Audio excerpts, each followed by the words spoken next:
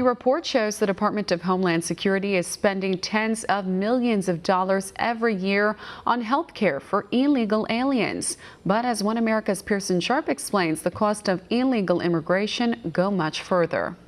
A new report reveals U.S. taxpayers have spent $45 million on medical costs caring for illegal aliens after they're caught at the border. Since 2015, the Department of Homeland Security has diverted the funding from operational costs to medical costs. Just since the start of fiscal year 2019, the U.S. Border Patrol has diverted $9 million in operational funding to cover the overwhelming cost of medical screenings and even blankets for illegal aliens. According to the Washington Examiner, the Border Patrol was forced to shift the money when the massive waves of migrants began arriving back in 2015. The screening is usually taken care of on-site, but for patients with more serious conditions, they're transferred to local medical facilities, all at the American taxpayers' expense. That means money, time, and resources that were meant for protecting the border are now being spent on health care for illegal aliens. The $9 million this year has gone towards appointments for nearly 5,000 illegal aliens, with officials estimating Border Patrol agents have spent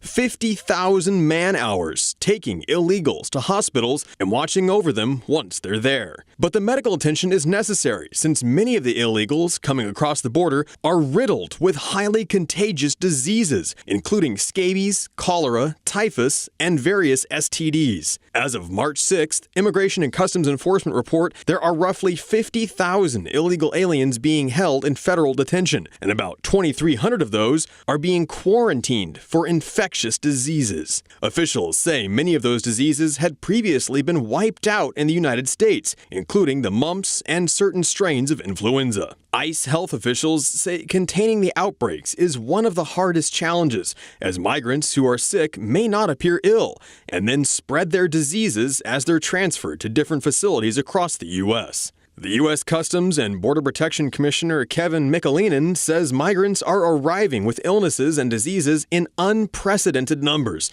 and are coming from countries all over the world. To deal with this outbreak, Congress passed a bill giving the Border Patrol $415 million for humanitarian relief purposes, aimed at providing medical care for the illegal aliens. Yet the same Congress insists there is no crisis on the border. In addition to the massive healthcare costs, a new report from the Center for Immigration Studies reveals non-citizens, including illegal aliens, use twice as much welfare as American citizens. According to CIS, about 63% of non-citizen households rely on public welfare, while just 35% of American households are on welfare. But the problem isn't limited to illegal aliens, with over half of all foreigners who have become American citizens are on taxpayer-funded welfare. Those on food stamps or using Medicaid are also twice as likely to be non-citizens, with only 21% of native-born Americans using some form of food welfare program. The situation is the worst in California, with some 70% of all non-citizens living on welfare, while just 35% of American citizens use welfare. President Trump has criticized the situation,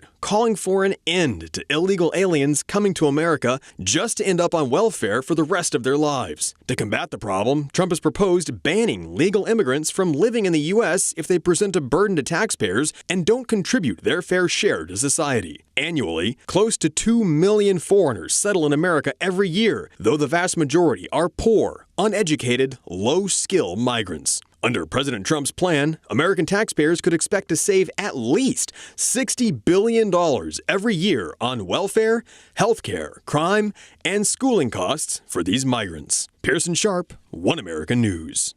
Want to see more videos like this? Click on the link below and subscribe to One America News on YouTube, and call your cable provider and kindly demand that One America News is added to your lineup. Call and subscribe today.